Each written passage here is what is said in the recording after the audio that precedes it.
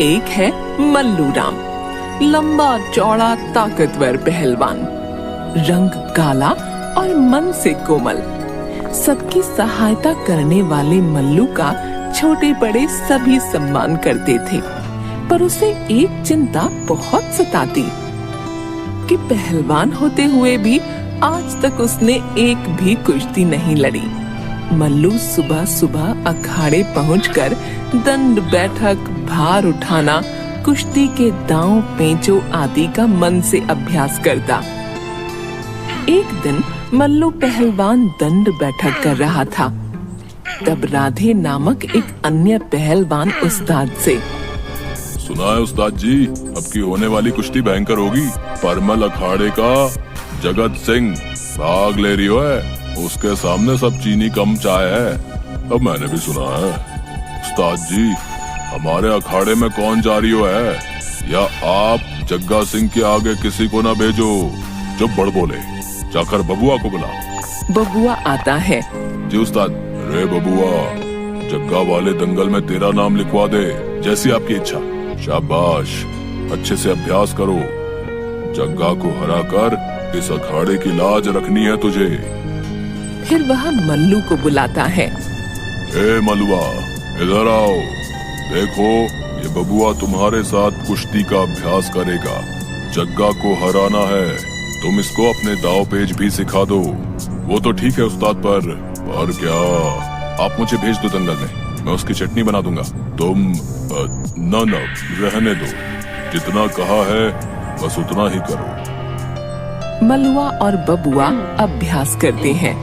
उसके बाद घर पहुंचकर मल्लू थोड़ा उदास हो जाता है। क्या हुआ बेटा, आज इतने उदास क्यों हो? पिताजी, उस्ताद जी मुझे कभी कुश्ती लड़ने नहीं भेजते। कोई बात नहीं, भेज देंगे। इतने साल हो गए, मैंने आज तक एक भी कुश्ती नहीं लड़ी। कोई कारण तो होगा जो आज तक तुम्हें नहीं भेजा। मल्लू ये बात सुनकर चुप हो जाता है। सुबह अखाड़े में उस्ताद मल्लू, बबुआ और राधे को कुछ समझाते हुए तब दूध वाली आ जाती है। कहिए उस्ताद जी, कितना दूध रखवाना है? आज तुम कैसे आ गई? तुम्हारा पति कहाँ है?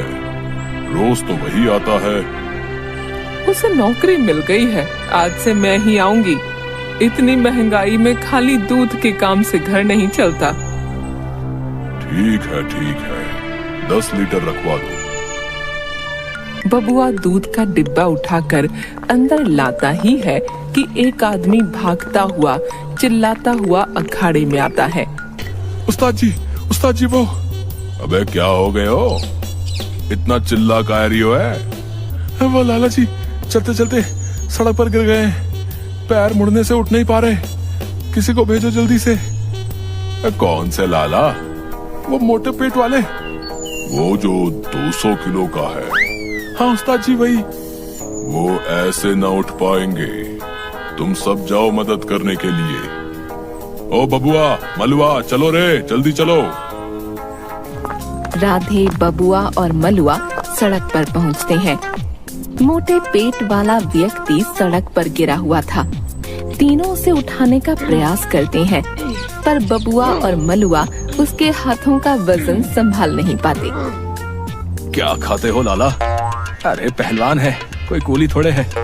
मलुआ अकेले ही सेठ के पैरों को उठा लेता है, परंतु उन दोनों को देखकर, तुम दोनों छोड़ो, मैं अकेले उठाता हूँ। संभल के भाई, लाला बहुत भारी है। मलुआ बड़ी आसानी से अकेले ही लाला को सिर पर उठाकर ले जाता है।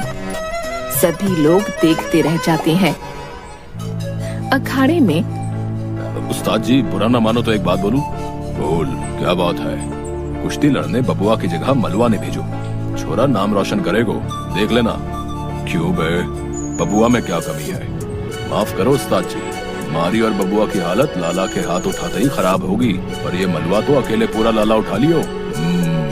हाथी जितनी ताकत है मलुआ ने भेजो, उसको बड़ो मन है दंगल में जाने को। ना मलुआ अभी तैयार नहीं है, वो ताकतवर है पर पहलवान नहीं है। भेज भी दो उसने, अपनी सलाह अपने पास रख, मुझे पता है कि क्या करना है। तू जाकर सबके खाने का इंतजाम कर। कुश्ती के मैदान में एक पहलवान और जग्गा सिंह कुश्ती लड़ते हैं।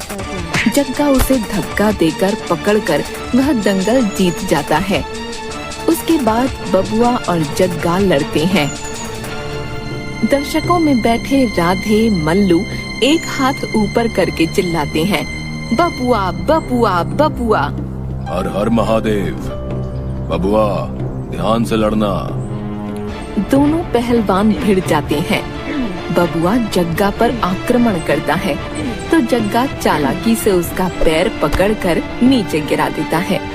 गिरे हुए बबुआ पर जग्गा अपना पूरा भार डाल देता है।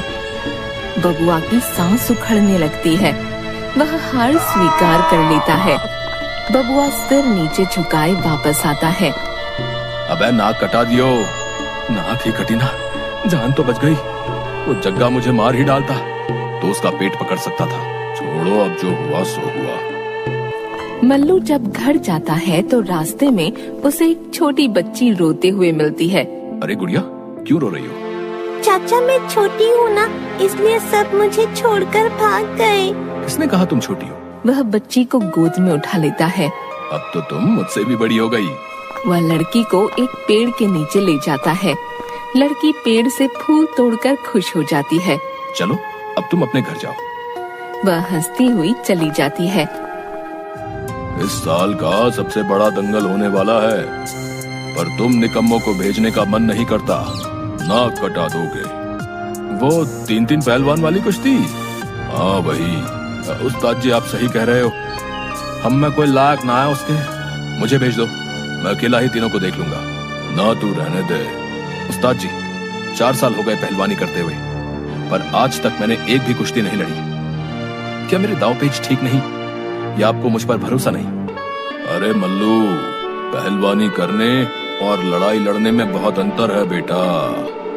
अगर खाली ताकत का काम होता तो तुझे भेजता। आप क्या कहना चाहते हैं? बेटा तेरा मन बड़ा कोमल है, दूसरों को दुखी देखकर पिघल जाता है, और कुश्ती जीतने के लिए ताकत के साथ साथ मन का कठोर होना जरूरी है। तू अपने को कठोर नहीं कर पाएगा, इसलिए मैं तुझे नहीं भेजता। पहलवान का पहला धर्म ही दंगल लड़ना है। मैंने जिंदगी में एक भी लड़ाई नहीं लड़ी तो लोग क्या कहेंगे? चल मल्लू, दिया तुझे एक मौका, देखूं क्या करता है। तुम तीनों जा रहे हो, ये मल्लू तो मरवा के दम लेगो। उस्ताद तीनों को डांट डांट कर अभ्यास करवाता है।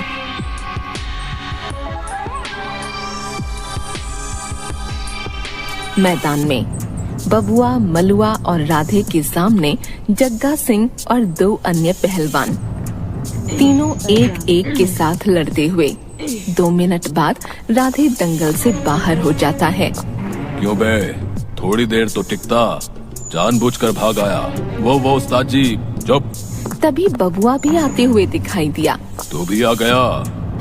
अब तीनों पहलवानों का सामना मल्लू अकेले कर रहा था। मल्लू एक पहलवान को जोर से धक्का देता है तो वह भाग जाता है। दूसरे पहलवान की टांग पकड़कर घुमाता तो वह भी बचने में ही भलाई समझता है। आखिर में जग्गा और मल्लू आमने सामने होते हैं। वाह बेटा, पहली कुश्ती है तेरी, चल तुझे मजा चखाता हूँ। जग्गा के आक्रमण से मल्लू को पैर में चोट लगती है। वह संतुलन बना ही रहा था कि जग्गा ने चालाकी से उसी चोट पर फिर आक्रमण किया। चोट के दर्द से मल्लू चिल्लाया और गुस्से में उसने भागकर आते हुए जग्गा का पैर पकड़कर गिराया और फिर उसे सिर पर उठाकर ऊपर हवा में उछाल दिया।